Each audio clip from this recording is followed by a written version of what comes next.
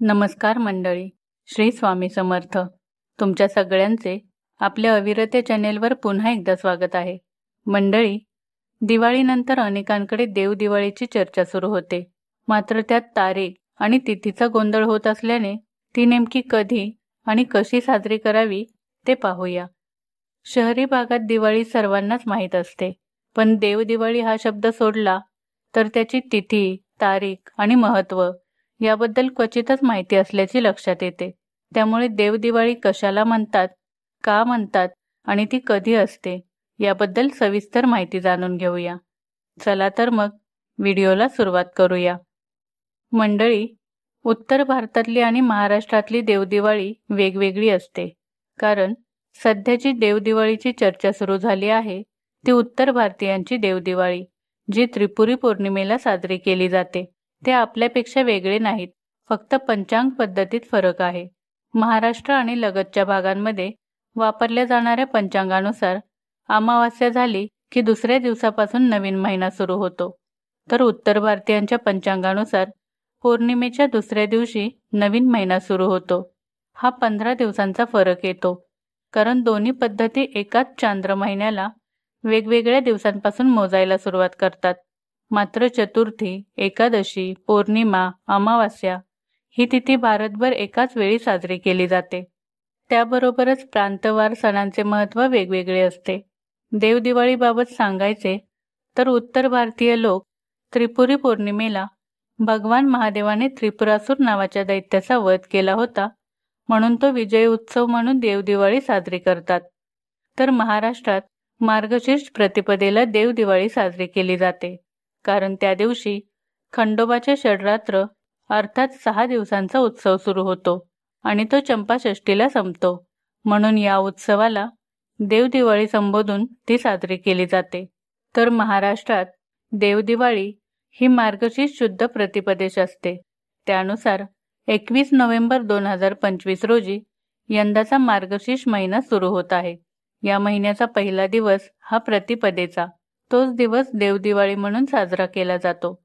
हा सण मुख्यत्वे कोकण प्रांतीय लोकांमध्ये साजरा केला जातो.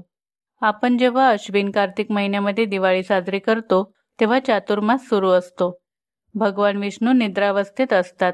कार्तिक शुक्ल एकादशीला ते जागे होतात. त्यावेळी चातुर्मासही संपतो. म्हणून मार्गशीर्ष महिन्यात ही खास देवांची दिवाळी साजरी केली जाते. त्यानिमित्ताने सर्व देवदेवतांचे स्मरण हा देवदिवाळी सणाचा हेतू असतो. आपल्याकडे 33 कोटी देव अशी संकल्पना आहे. यात कोटी हा शब्द मराठीत नसून संस्कृतमधील आहे. संस्कृत भाषेत कोटी या शब्दाचा अर्थ प्रकार असा होतो. ईश्वराने निसर्गाचे व्यवस्थापन करण्यासाठी 33 देवांना कार्यभार सोपवला. त्यांच्यात 8 वसु, 11 रुद्र, 12 आदित्य, 1 इंद्र आणि 1 प्रजापती असे 5 स्तर आहेत. प्रत्येकाचे कार्य भिन्न असल्याने प्रत्येकाला वेगवेगळे प्रकार सोपवण्यात आले. असे एकूण 33 प्रकार झाले. त्याला 33 कोटी देव असे संबोधण्यात आले. अशा सर्व देवांचे स्मरण म्हणजे देवदिवाळी. तर देवदिवाळी कशी साजरी करतात? देवदिवाळीच्या वेळी देव्हाऱ्यात तेला तुपाचे दिवे लावून ठेवावेत. देव्हाऱ्यातील देवांना पंचामृताचा अभिषेक करून अत्तर लावून गरम पाण्याने स्नान घालावे. या दिवशी घरातील कुलदेवता व इष्टदेवता यांच्याखेरीज स्थानदेवता, वास्तुदेवता, ग्रामदेवता आणि गावातील अन्य देवता यांना त्यांच्या मानाचा भाग अर्थात नैवेद्य दाखवला जातो. या सर्व देवदेवतांची वर्षातून आपल्याकडून एखाद्या दिवशी पूजा होऊन त्यांना नैवेद्य अर्पण होणे आवश्यक असते. म्हणून कोकण प्रांतीय लोक देवदिवाळीस देवांचे नैवेद्य म्हणतात. देवदिवाळीमध्ये विशेष असे नैवेद्याचे कोणते पदार्थ केले जातात तर सद्यस्थितीत घरात विविध तळणीचे जिन्नस करून त्यांच्या सेवनाने हा विधी साजरा केला जातो. देवदिवाळीत आपापल्या प्रथेनुसार नेहमीच्या पदार्थांखेरीज ताटात पुरणाचे कडबू, भरड्याचे वडे, सांज्याचे घारगे, अळणी वडे, घावन, घाटले यातील पदार्थ नैवेद्यास ठेवतात.